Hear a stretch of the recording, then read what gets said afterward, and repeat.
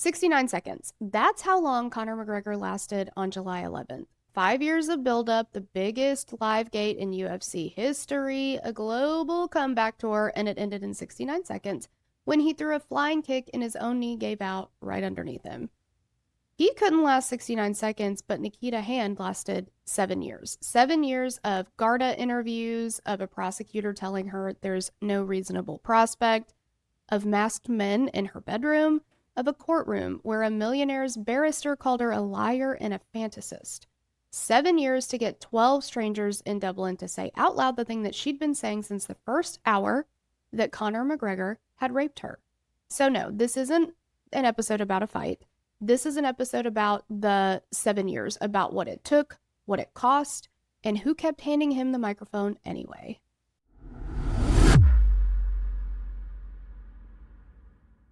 I'm Nikita. And I'm Torella. And welcome to This Feels Criminal. Full transparency, because this is going to get confusing. There are two Nikitas present in this story today. One is me, and I am not involved in this story. We are going to be talking about Nikita Hand. We are not related. There is no connection other than being named twins. So, hey, girl. So, for the next 2 episodes, when I say Nikita, I don't mean me. We are talking about Nikita Hand. Everyone got it? Got it. Good. Let's roll in. So, today is part 1. We are going to talk about Nikita and the night of the incident, the injuries, and the justice system. And in part 2, which is going to drop on Thursday, we are going to get into the trial, the verdict, and the appeals, and Conor McGregor's comeback, if that's what we can call it. I think they said don't call it a comeback, right? So if you're a patron, just remember that part 2 is available to you right now, and you don't even have to wait. But if you're not a patron, just hang on, because we'll be back later this week. Let's just get into it. Nikita Hand is also known as Nikita Nee Lavine. She was 29 in December of 2018. She was a hair colorist at the Gerard Paul Salon in Goatstown. I'm assuming that's how you say that. We've had to look up a lot of pronunciation, but I didn't look up that one. Yeah, a lot of pronunciations. I'm positive that we're still all wrong. All over the place. That is in South Dublin. And she is actually from Drimna, which is a working class neighborhood in South Dublin. She owned a house there with her then partner. She had a mortgage. She had a job that she was good at and a life that she had built there. She also had a daughter named Freya. And she later says that Freya is the entire reason that she was able to keep going throughout this process, and that her daughter gave her the strength and courage over the last 6 years throughout this nightmare. She was a working mom. She was not a public figure. She did not have a platform or a PR team or, lots of money behind her to fuel this ongoing lawsuit that was happening at the time, right? She just had a job and a life and a family, and she was just like everybody else, right? It is important to point out, though, that she, because the defense makes a big deal about this, that she was not a stranger to McGregor. She knew his partner, Dee Devlin, or at least knew her family. And actually, her partner at the time was also close friends with Devlin's brother. And they had exchanged Instagram messages back and forth.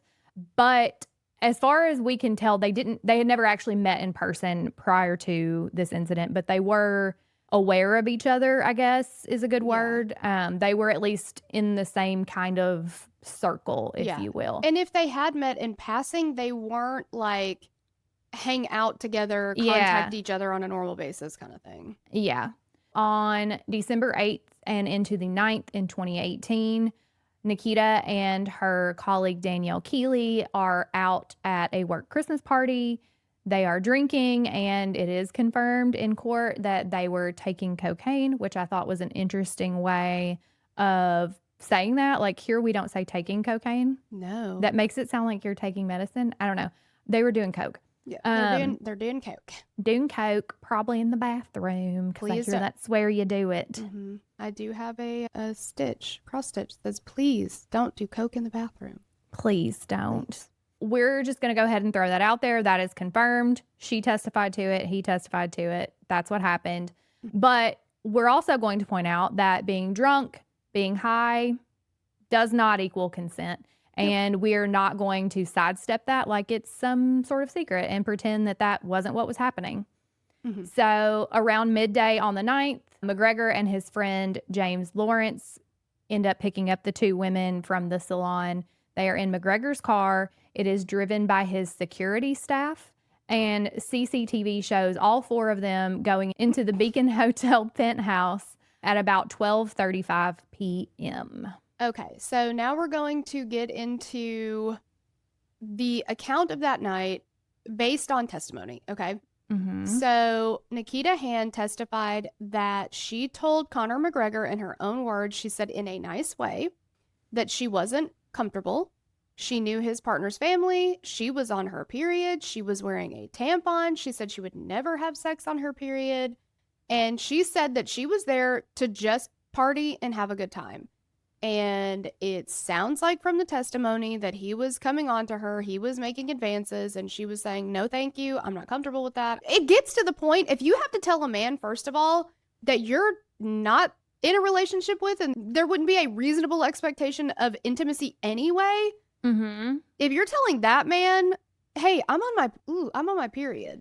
Yeah.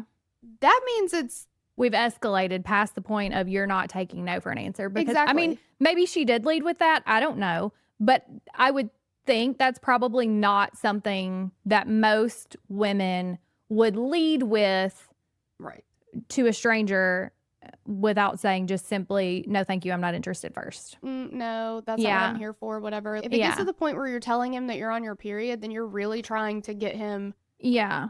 To like deter him, because like obviously you're not understanding. I'm trying to like, not that periods are gross, but at this point I'm trying to make you uninterested. I'm trying to give you the ick a little bit. Exactly. And it's one thing for me to tell my husband that I'm on my period. Yeah. It's another thing for me to have the need to tell somebody who's not close with me like that I'm on my period. That's a red flag to me. Clearly he's pushing the issue because she's finally like, okay, hey, I'm on my period. Because that does gross some dudes out. I mean, it's not my preference. I'd rather not do that during that time myself. Yeah. But, and she said he would not take no for an answer. She says they were both fully dressed and that he pinned her to the bed and he told her to, quote, relax, babe. He rubbed her face. He pushed his weight down while she held her arms up to try to keep him off. Then she says he put her in a chokehold 3 times and he taunted her with it. And he was like, now you know how I feel in the octagon when I get people to tap out. Okay. That to me feels threatening. He's a professional fighter. Professional. And also, that highlights the main motive of rape, which is control. Okay. So anyway, she says that she held up both of her hands. She tried to get away, but, quote, the more she struggled, the more he appeared to like it. And she said, quote, the only thing I could move was my head. I bit him, but I can't remember where. He didn't like it, so he flipped me around, put his arms around my neck, and choked me. And then she says at some point she froze and she just stopped fighting because also at this point, what's the point? Yeah. He outweighs you. He's a professional fighter. It's happening whether or not she likes it. He's not taking no for an answer. Yeah. He's choked her now. And so she said she was terrified that she'd never see her daughter again. And anybody who wants to come in the comments and say that that's being dramatic, you can fuck right off. Yeah. I will go ahead and tell you that now. She is in survival mode at this point, and she knows she can't fight him off. Right. Again, he is a professional fighter. This is what he does for a living. This is how he makes money. And that's not an unusual fear when a man is sexually assaulting you, because how many cases have we covered? And spoiler, I lost count of women being killed because they turned a man down for sex. Yeah. Natalie Holloway was beaten the head with a cinder block for that and thrown into the ocean. I don't want to fucking hear it. All right, so she was afraid she'd never see her daughter again. And so she was like, I just let happen what was going to happen. It became to the point where it just, let me just get through it. Yeah. Let's talk about Conor McGregor for a minute.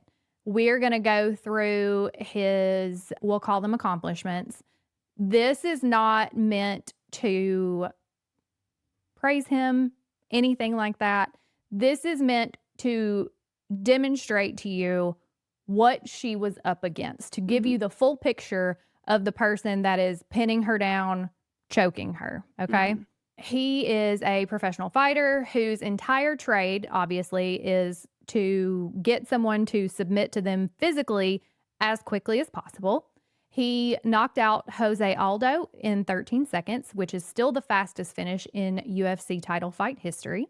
That's the person that was putting his arm around her neck 3 times. Okay. We know he can do that within 13 seconds if he wants to. To someone who's significantly larger than her. He became the first fighter in UFC history to hold 2 division titles simultaneously, both the featherweight and the lightweight, after knocking out Eddie Alvarez at UFC 205 in 2016. And he'd done the same thing in Cage Warriors before that. I don't know if he gave himself the nickname Champ. Okay? Ew. But you can't give yourself nicknames. No, and again, I don't know. So I don't want to, I don't know where Champ came from, but I can tell you when I did my TikTok on this to tell people on the Terrell Off the Record channel, to tell people like, hey, in case you didn't know this before you watch this fight, if it changes your mind about whether or not you want to give them the views, just so you know about this, I got several comments saying Champ gets what he wants or Champ does what he wants or something like that. And I was like, the fuck is that? Ew. Yeah, ew. Also, that tells me you're okay with it. He gets what he wants. He does what he wants. Rules don't apply to you. The amount of people, yes, men on the internet who are totally okay with this. Yeah. Okay. Cool. That tells me everything I need to know about you. Exactly. Thank you. He is the biggest pay-per-view draw in MMA history. He has headlined 5 of the highest selling UFC pay-per-views ever. UFC 229 against Khabib did 2.4 million buys, and that is still the record. Financially, he's also a heavyweight, and he has made a reported $100 million from the Mayweather fight alone. He sold proper number 12 in 2021 in a deal that valued at up to $600 million. That was his whiskey brand, I believe. Forbes named him the world's highest paid athlete in 2021 at $180 million in a single year, and his estimated net worth is around $200 million. So let's put them side by side, shall we? He is worth $200 million. He has global fame and a legal team that he can fund essentially indefinitely. He actually ends up paying for some of his co-defendants' legal fees, which we will get into later. And she's a hair colorist with a mortgage that ends up being in arrears due to this, which again, we will talk about later, and who has to stop seeing her therapist at some point because she can no longer afford the sessions. Again, we will get into this later. She is a mother. She is she's married now. At the time, she was dating her partner. She is no longer with that same partner. But again, not the point. She's a mom with a job and a house and a life. And that is it. And then, of course, the thing that money can't buy is fame and influence. And he has tens of millions of followers. I would say that she has tens, at least comparatively. Right. So he can, make a post on social media if he wants to. And just like with the video that Torella put up, his fans find you with or without his direction, and they come to his defense. Exactly. So yeah, I'm sure because you know this man personally, and he would yeah. So I'm sure we'll see some of them in our comments. If you see them in our comments, please tell them hello for us. And so she's a 5'0" woman in a penthouse with a professional cage fighter who is choking her and telling her this is what it's like in the octagon. She fought back as much as she could, and that made it worse. And she did the only thing she could do in that moment, which is to do what it was going to take to stay alive and see her daughter again. That is not being passive. That is not consent in any way. That is not her giving up. That is her surviving this encounter. Exactly. And then after this happened, she left the hotel, she got a taxi, and she told the manager of her salon that same night that she had been, quote, raped and battered. So she's been consistent from the first hours. That will matter later. And by the way, it is not always, reported early and all of that kind of stuff. That doesn't mean necessarily that it didn't happen. But in this case, she was consistent from very early on. She goes home in the early morning hours, or in the early hours of December the 10th, and her then boyfriend, Stephen Redmond, recorded a 38-minute conversation. In the conversation, she is distressed. She's still very, very drunk. And he keeps asking her to tell him, like, who did this? Who did this? And she won't say who it was. But what she did tell him that night, this is 6 years before any trial, that the man who raped her had choked her 3 times and he had threatened to kill her. She wasn't coming up with this narrative later. This is the part that's consistent. And at the time that she was telling him this, she was still so drunk that she was... She said she could still barely stand at that time. Yeah. So then the next day, she goes to the sexual assault treatment unit at the Rotunda Hospital, and they gather some physical evidence. So the paramedic, I don't know how to say this name. Let's call her just Paramedic Scully. Okay, Paramedic Scully. I'm so sorry. I'm sure your name is beautiful. Told the court that she had not seen someone so badly bruised in a long time with that intensity of bruising. She was cut on her chin. She had bruises on her neck, chest, arms, legs, buttocks, and thighs. She had purple and blue bruising along her hands and her wrists. Defensive wounds, much. A bloodied scratch on her breast, and the jury was shown photos of these injuries. Dr. Daniel Kane, a gynecologist and forensic examiner, testified that Nikita had a tampon that was wedged at the very top of her vagina against the cervix, 5 or 6 inches in, and he had to remove it with forceps. They did not use any anesthetic. Of course they didn't. Why would they? Why would they? He said it was very friable. It was breaking apart. And for those of you who have never had any manipulation or engagement with your cervix, that shit is fucking painful. Yeah. It hurts. And do you know what they tell you when you leave? Take some ibuprofen. You'll be fine. Take some ibuprofen. Take Tylenol before you come. Getting like your IUD inserted, taken out, whatever. I mean, obviously, having kids, like, yeah, that area is so painful.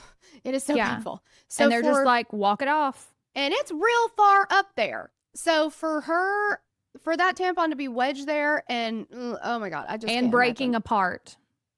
Also, what does it take to break a tampon apart? They're literally made to not break apart. Yeah, they withstand a lot. Some stuff up there, okay? Yeah. And they come out in one piece. He testified that in 340 forensic examinations, it was the first and only time he had ever encountered a retained tampon after, I'm putting intercourse in quotes because he also found a tear or abrasion on the back wall of her vagina and classed her injuries overall as moderate to severe. So what I don't want to hear, and I already heard it anyway, is with some people like rough sex. Okay. These are moderate to severe consensual. Injuries. Yeah. But this is also not an indication of consensual sex. These are very clear indications of forced sex. That's different. It is. And again, if you are into this kind of level of rough sex, if it's consensual, sure, that's fine. But also, if it's consensual, I imagine that you're not taking yourself to the hospital. Right. That you wouldn't need to. Yeah. Again, this guy has done 340 examinations like this, and he's never had to remove a tampon that was... Yeah. You know? And also, remember, she had said that she had never and would never have sex wearing a tampon.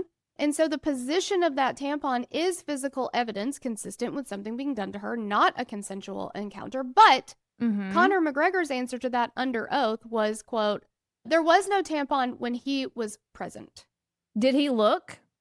How does he know? How does he know? And also, oh my God. And we'll talk about his testimony more later. She was also diagnosed with PTSD. A psychiatrist described it in court as severe.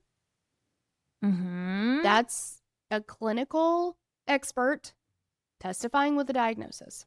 Let's talk about the investigation that happens in this case. The Garda investigates, that is the Irish police, for anyone wondering. When McGregor was questioned, he answered no comment, which is his legal right to do. You're allowed to do that here if you want to, but just put a pin in it because it is going to come back and it's going to make its way all the way up to the Supreme Court. And in June of 2020, the director of public prosecutions decided that there was insufficient evidence to prosecute, and Hand was backed by the Dublin Rape Crisis Center and requested a review. The DPP did conduct the review, and that decision to not move forward with criminal prosecution was upheld. The question that I had, that I'm sure a lot of other people have, did this not go forward because of his fame, influence, whatever?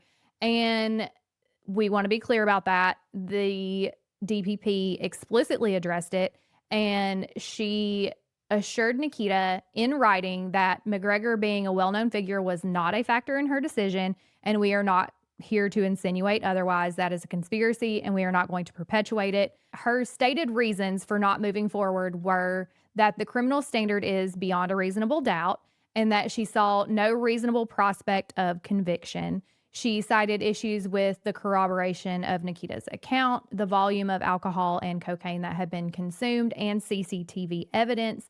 Plus, there was the complication of McGregor's friend Lawrence claiming consensual sex after McGregor had left. But okay, DPP, I respectfully fucking disagree with you. First of all, the physical evidence in this case, if not now, when, girl?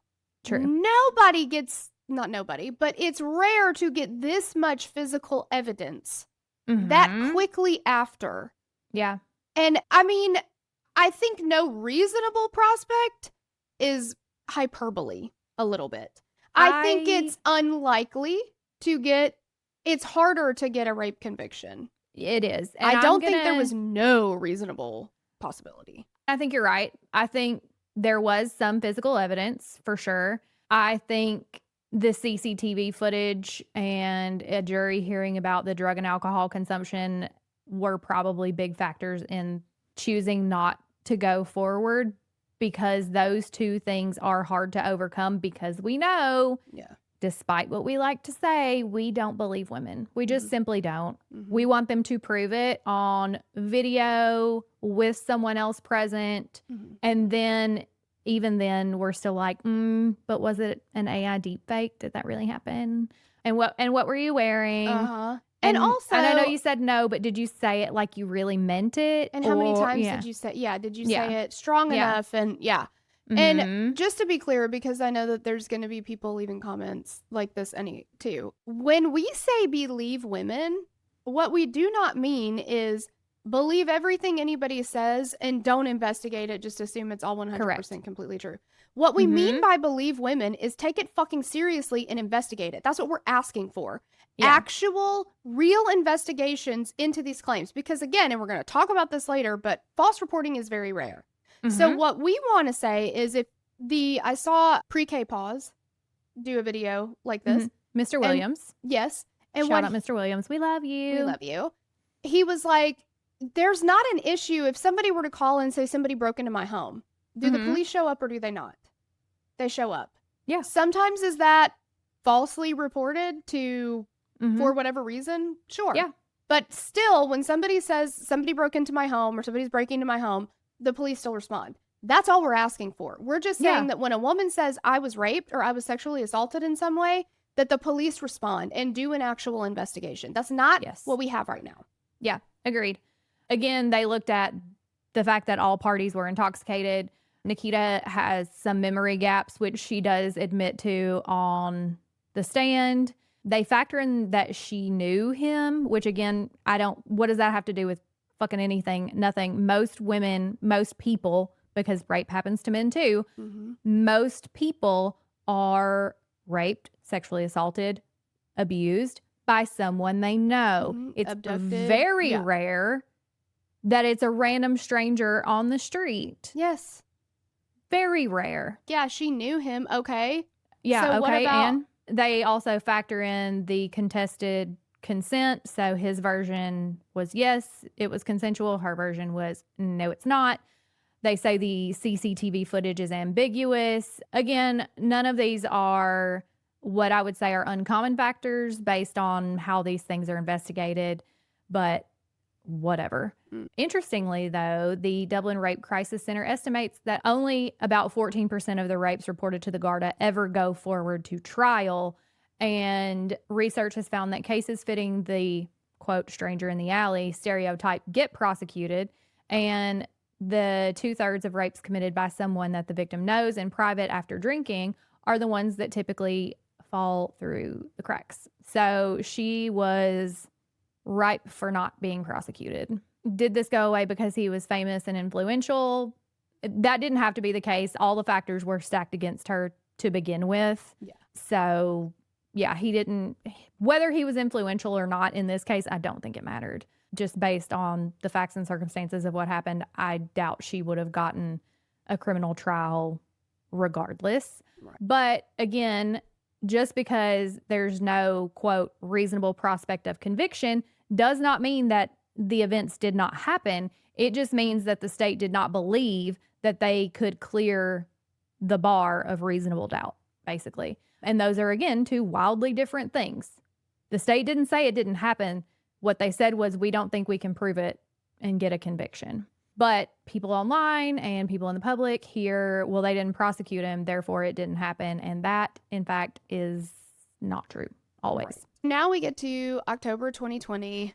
There are no criminal charges. So Nikita Hand decides to do the only thing that she has left at this point, and she files a civil action for damages against Conor McGregor and against James Lawrence. Now remember, this is civil, not criminal. So we have a lower bar that they have to hit. It is not beyond a reasonable doubt. It is, Ireland says balance of probabilities. Here we say what, more likely than not. So same facts, just different bar. It's exactly how O.J. Simpson was acquitted in the criminal trial, but then he lost the civil verdict against him. Yeah. Let's talk about James Lawrence, okay? Why did she sue him? He had told the Garda that he had actually had consensual sex with Nikita Hand twice after Conor McGregor left that hotel.